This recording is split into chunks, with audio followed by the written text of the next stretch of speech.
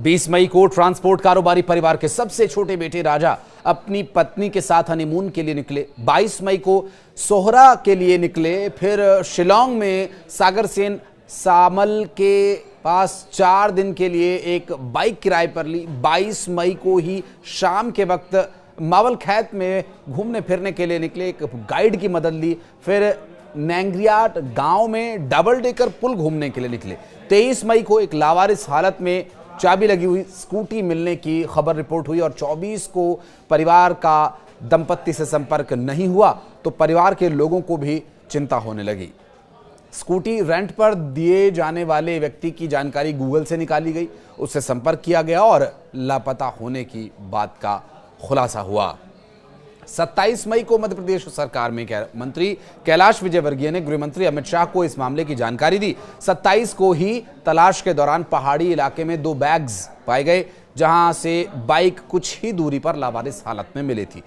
प्रदेश के मुख्यमंत्री डॉक्टर मोहन यादव ने मेघालय के मुख्यमंत्री से बात की और तब से अब तक सिर्फ तलाश हो रही है और ऐसे में कुछ और बातों का खुलासा हुआ है जो हैरान कर देने वाली हैं। नमस्कार, मैं हूं आशीष त्रिपाठी आपके साथ। उम्मीद करते हैं कि राजा रघुवंशी और उनकी पत्नी सोनम सकुशल होंगे और जल्द घर वापस आने की भी हम उनके कामना करते हैं, लेकिन अनहोनी की आशंका से भी इनकार नहीं किया जा सकता। राजा के परिजनों ने बताया कि हनीमून पर जाने की प्लानिंग सोनम ने ही की थी और सारी तैयारियां भी उसी के द्वारा की गई और यहाँ तक कि टिकट्स भी उनके द्वारा बुक किए गए। और बताया गया कि राजा खुद भी काफ़ी घूमने फिरने के शौकीन हैं, लेकिन किन्हीं कारणों से वो कामाख्या देवी के दर्शन अभी तक नहीं कर पाए थे और इसलिए उन्होंने सोचा कि देवी के दर्शन के लिए जाते हैं।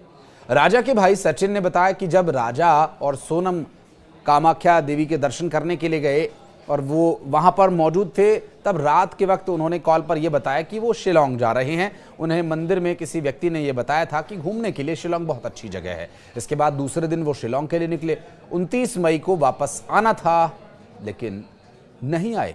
शिलांग की जिस ओसरा हिल्स में राजा और सोनम लापता हुए, वो बेहद खतरनाक ट्रैक है और दुनिया के सबसे ज्यादा बारिश वाले इलाकों में से एक जगह है।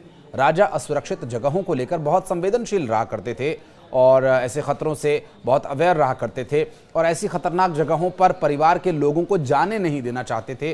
तो आखिर सोनम को लेकर वो क्यों जाएंगे, ये भी सवाल उठ रहे हैं। पहले भी परिवार के लोग जम्मू कश्मीर घूमने के लिए गए थे, तब राजा ने कई ऐसी जगहों पर परिवार को जाने से रोका था जहां पर हमला होने या आतंकवादी गतिविधियों की मूवमेंट की खबरें आती रहती, मसलन जैसे पहलगाम में होता है।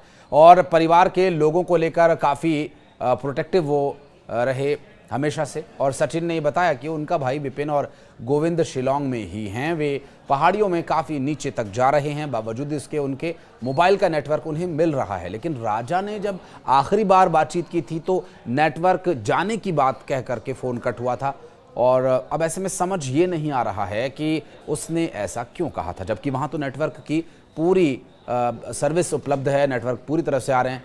शिलांग में राजा और सोनम ने किराए पर जो एक्टिवा ली थी, पुलिस ने उस एक्टिवा की लोकेशन जब निकाली तो वो कई इलाकों में आते जाते हुए ट्रैक हुई है। गाड़ी की स्पीड 40 से 60 किलोमीटर प्रति घंटा होने की बात भी कही जा रही है, जबकि इस पूरे इलाके में 20 किलोमीटर प्रति घंटा से ज़्यादा की रफ्तार में गाड़ी को चलाया नहीं जा सकता। पुलिस ने वहाँ के लोगों से पूछताछ की तो पता ये चला कि यहाँ पर एक लोकल गैंग भी सक्रिय है जो इस दंपत्ति के गायब होने के पीछे कारण हो सकता है। और हो सकता है कि उस गैंग ने ही दंपत्ति का अपहरण किया हो और बाद में उनकी गाड़ी को कहीं और ले जाकर छोड़ दिया। बता दें कि जहां दंपत्ति की एक्टिवा स्कूटी मिली, वहां से महज 500 मीटर की दूरी पर एक पुलिस चौकी है। मेघालय के ईस्ट खासी हिल्स के एसपी विवेक सीएम ने बताया कि दंपत्ति की मोबाइल लोकेशन आखिरी बार मावल खैत गांव में ही पाई गई थी। लापता राजा और उनकी पत्नी सोनम की तलाश के लिए 50 से ज़्यादा लोगों की टीम बनाई गई है। हर टीम में 10 लोग हैं, जिनमें गांव के लोग और विलेज डिफेंस पार्टी के सदस्य भी शामिल हैं।